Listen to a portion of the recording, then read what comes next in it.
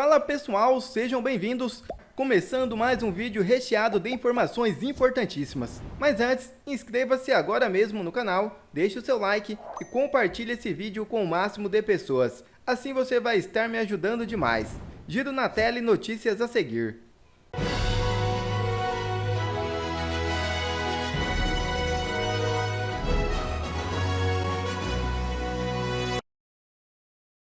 PF tenta espremer Mauro Cid, não encontra nada e pode tomar uma atitude drástica. É isso mesmo. O tenente-coronel do Exército Mauro Cid, ex-ajudante de ordens do ex-presidente Jair Bolsonaro, prestará novo depoimento à Polícia Federal na próxima terça-feira, 19, em Brasília. Cid fechou o acordo de colaboração premiada após ter sido preso no âmbito do inquérito que apura supostas fraudes em certificados de vacinação contra a Covid-19. O advogado de Cid, César Bittencourt, disse que não há nenhuma preocupação da defesa de que o acordo de delação de Cid seja reavaliado. Segundo Bittencourt, é comum que novas informações surjam durante o inquérito e a polícia procure novamente as pessoas que estão sendo investigadas. Mas se a Polícia Federal concluir que Mauro Cid não cumpriu as obrigações do acordo, o ex-ajudante de ordens poderá ser alvo de um pedido de rescisão da colaboração, uma decisão drástica. A medida não anularia a delação, mas cancelaria os benefícios, entre eles o direito de permanecer em liberdade. Todos os indícios apontam que a PF não conseguiu encontrar nada de sólido com Mauro Cid. Vale ressaltar que em março deste ano, Cid foi preso novamente por descumprimento de cautelares impostas e por obstrução de justiça. Na ocasião, houve o vazamento de áudios em que o ex-ajudante de ordens criticava a atuação do relator dos casos, ministro Alexandre de Moraes, e afirma que foi pressionado pela PF a delatar episódios dos quais não tinha conhecimento ou que não aconteceram. Está bem claro que o sistema quer a cruel, absurda e desumana perseguição contra o ex-presidente Jair Bolsonaro e seus aliados não tem fim. E além do insulto a Mansky, Janja cometeu um gravíssimo ato falho. É isso mesmo. O ato falho cometido por Janja da Silva é gravíssimo. Ela diz textualmente em alto e bom som. Abre aspas. O ministro Alexandre de Moraes tem sido um grande parceiro nessa questão da fake news e tal. Fecha aspas. Porém, ministro do STF não pode ser parceiro. Um julgador não deve ser parceiro. Com que isenção o magistrado pode analisar a infinidade de fake news disparadas pela esquerda, pelo PT e pelo próprio Lula. E quando o Janja diz fake news e tal, fica o questionamento. O que é e a que se refere esse tal? Veja o vídeo.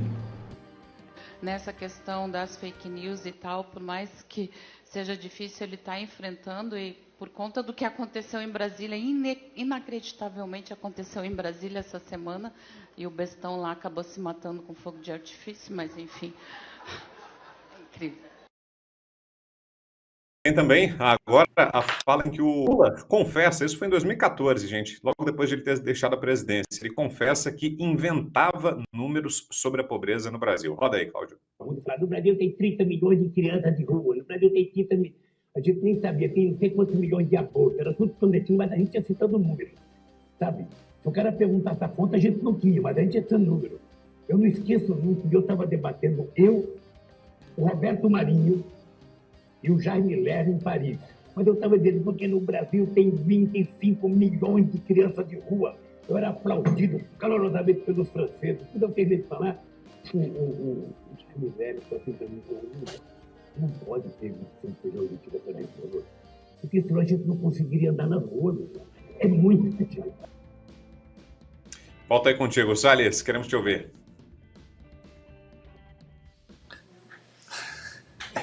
O Lula é essa porcaria mesmo, né? Mentiroso, contumaz, bêbado, né? e ladrão. Então, tendo essas três credenciais, não dá para esperar grande coisa dele.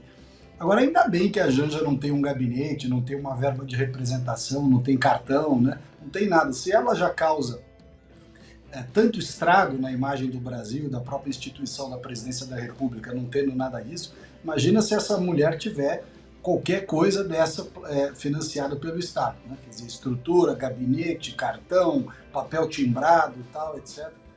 É quase como soltar o pombo no tabuleiro de xadrez, né? É derrubar todas as peças, vai fazer cocô em tudo e vai achar que tem razão.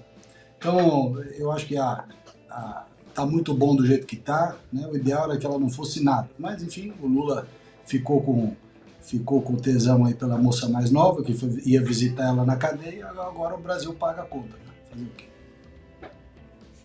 E, ó, tem mais 2 materiais aqui, gente, separados pela nossa produção, do Felipe Neto, respondendo também ao Elon Musk. Pode colocar o primeiro, Cláudio, por favor?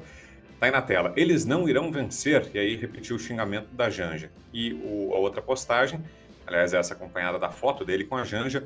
Vamos ver, veremos, tente interferir, eu imploro, apenas tente. Volto aí contigo, conta. O que dizer, Brown? O que dizer disso? Acho que o Salles já resumiu bem. Olha, nós estamos diante de uma turma tão asquerosa. Eu vou voltar aqui ao meu primeiro comentário pelo seguinte, ao meu texto de hoje, né? Nada disso que nós estamos vivendo com essa turma que representa o Brasil voltou, né? Nada disso seria possível sem a cumplicidade de gente que sabe o que está fazendo. Porque, de novo, né? Eu vejo muita gente aderir a um fatalismo, o Brasil nunca vai dar certo, o problema é o povo, aí o Nordeste, né? Metem o Nordeste no meio e tudo. Tem muita gente ignorante no Brasil, é um país com muita miséria e tudo mais, né? Mas não fosse uma elite que escreveu cartinha pela democracia, que passou anos demonizando o Bolsonaro, até Paulo Guedes, porque, sei lá, os seus interesses não estavam sendo bem atendidos por um governo que estava sendo diferente, né, honesto e sem feudos partidários, e sem irrigar os cofres da velha imprensa, da forma que está vendo hoje na Globo e companhia. Essa turma ferrou o país. Essa turma colocou o Brasil como pária mundial, como eixo do mal, representado por gente da pior qualidade, gente desqualificada, gente bandida, né? E como é que a gente reverte esse quadro, uma vez que eles têm cúmplices bem poderosos, né? Togados, e, enfim, e a direita fica se digladiando por disputa de curral eleitoral ou firulas, né?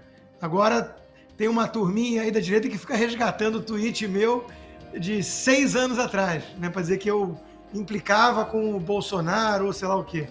Então, Brown, é o seguinte, é difícil manter o otimismo nesse país, hein?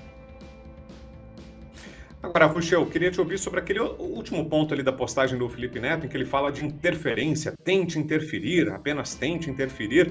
Qual será o caminho aí? Já estão tentando apontar de antemão, antes da derrota de 26, uma interferência externa? Qual que é o movimento aí, Ruschel?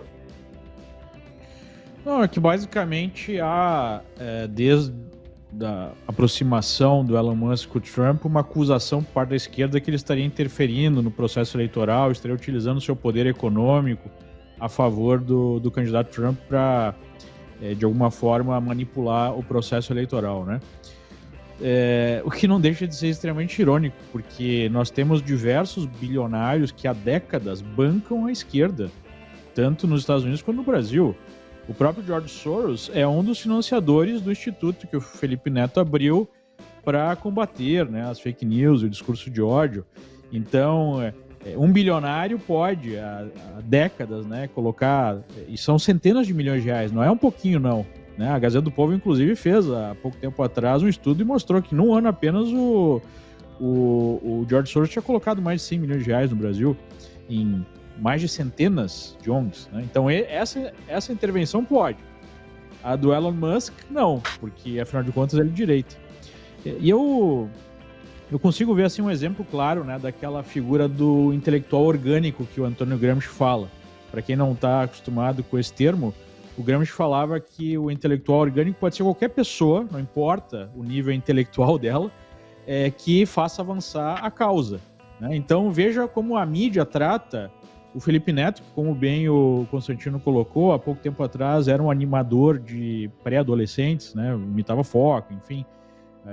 Produzia, inclusive, uns conteúdos bem questionáveis, para falar o mínimo, para crianças e adolescentes, e é alçado rapidamente pela mídia a um intelectual, a um pensador, a um sujeito que deve ter um peso no debate público, né?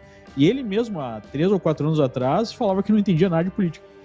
E veja como mesmo a imprensa trata um sujeito como Olavo de Carvalho, que tem uma vida inteira dedicada ao estudo, escreveu dezenas de livros, né? Você pode gostar ou não gostar dele, mas não importa, você não pode negar que o sujeito é um gênio. Então, é um exemplo claro da manipulação que a imprensa faz, que o establishment faz, em elevar figuras como Felipe Neto a pensadores, a influentes, e abaixar, né, tirar do contexto do debate sério ou do debate intelectual mais profundo pessoas que efetivamente são intelectuais porque são de uma outra visão ideológica, né? Então, isso fica evidente com essa alçada aí do Felipe Neto, a figura de um pensador.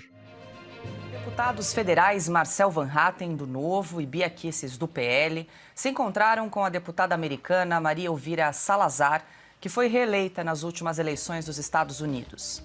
Salazar é uma das autoras do projeto que pretende proibir a entrada de Alexandre de Moraes no país. No encontro com parlamentares brasileiros, ela mandou um recado para o ministro do STF. Olá pessoal, estamos aqui na Câmara dos Deputados dos Estados Unidos para visitar uma série de parlamentares e nesse caso, além de agradecer a deputada Maria Elvira Salazar, que vocês conhecem,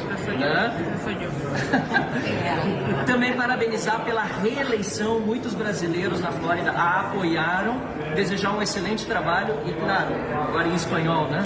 Que Trump tenha uma administración que de hecho ayude a nosotros en Brasil. Pero claro, la administración, el presidente Trump lo que quiere es libertad, democracia y economía de mercado. No queremos regímenes autoritarios y por eso estamos aquí en el Congreso Federal enviándole un mensaje muy claro a los brasileños y específicamente a las autoridades y a la clase política de Brasil, que hay que respetar la democracia y sobre todo la Corte Suprema de Justicia, que es sagrada, y que uno de los miembros de esa Corte Suprema de Justicia no piense que es Dios Todopoderoso, Padre Eterno. Nadie es Padre Eterno. La gente lo eligió y tiene que seguir las leyes de Brasil. Maria Elvira Salazar também enviou, junto com outros congressistas aliados de Donald Trump, um ofício à Comissão Interamericana de Direitos Humanos, ameaçando cortar a verba da entidade internacional caso nenhuma atitude seja tomada contra Alexandre de Moraes. E aí, Ana, vale destacar aqui para quem nos acompanha que no ano passado, 2023, o governo dos Estados Unidos destinou 7 milhões e 300 mil dólares a essa comissão e agora a gente acompanha aí a deputada Maria Elvira Salazar dizendo que pode haver um corte de verba de envio a essa comissão caso nada seja feito em relação aí à análise do pedido em relação ao ministro Alexandre de Moraes. Então, Paula, algumas coisas que nós temos que considerar nesse caso que podem ser bastante interessantes, né, para nós brasileiros. A deputada que mandou o recado a Moraes também já há algum tempo, inclusive ela que segurou nós temos aquela famosa foto, ela ali no Congresso americano, segurando a foto do Alexandre de Moraes e perguntando o jornalista Michael Schellenberger, que estava lá exatamente para falar sobre o caso dos Twitter Files Brasil, ela perguntando, esse é o ditador? Foi assim mesmo que ela se referiu ao Alexandre de Moraes.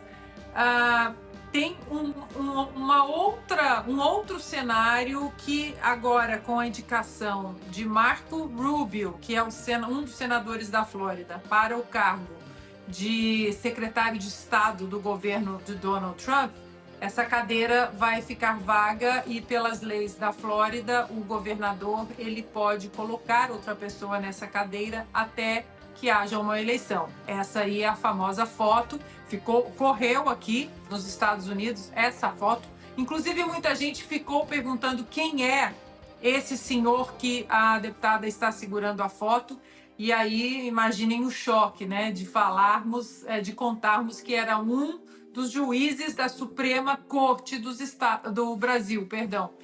E aí, Paula, voltando para o caso do Marco Rubio, essa cadeira sendo vaga pelo Marco Rubio aceitando o posto, né, de secretário de Estado, que é uma das pastas mais importantes do governo dos Estados Unidos, o governador DeSantis ele pode colocar o que nós temos ouvido aqui é que ele pode colocar exatamente a deputada Maria Salazar na cadeira de senador do Marco Rubio. E aí o Senado, com as suas comissões, né? Lembrando que os republicanos fecharam hoje com absoluta certeza a maioria na Câmara, já tinham maioria no Senado, fecharam hoje a maioria na Câmara e com a presidência. Então, Paula, muita coisa pode acontecer. A única coisa que eu não recomendaria, né, nenhum brasileiro, é depositar todas as esperanças dos consertos, das coisas que nós temos que arrumar no Brasil, no novo governo de Donald Trump. É claro que o novo governo pode trazer uma luz, pode colocar aí para o mundo que está com a ditadura a qual nós estamos sendo submetidas no Brasil, mas nós temos que resolver os nossos problemas no Brasil. Nós não podemos ficar dependendo de Donald Trump, ou de Marco Rubio, ou de Salazar, ou de Elon Musk, que agora faz parte do governo, ou seja, o Alexandre de Moraes agora está oficialmente investigando um dos membros do governo, do novo governo de Donald Trump, mas nós temos que limpar a nossa casa, nós temos que demandar que as nossas ferramentas de freios e contrapesos sejam colocadas em curso. Nós temos que tomar essas decisões até para que a administração Donald Trump veja que nós, brasileiros, estamos fazendo o nosso trabalho. E eu repito, Paula, eu ouvi de novo essa semana. Alguns senadores americanos ainda não engoliram a história dos 2 navios iranianos atracados no porto do Rio de Janeiro em fevereiro do ano passado. Essa história vai voltar. Quer ver mais conteúdos como esse? Então inscreva-se agora mesmo no canal e ative o sininho das notificações. Assim você não perde mais nenhum conteúdo que é postado aqui no canal. E também já deixe o seu like para o YouTube ajudar a divulgar o nosso trabalho. Fico por aqui e que Deus abençoe a todos. Brasil acima de tudo e Deus acima de todos.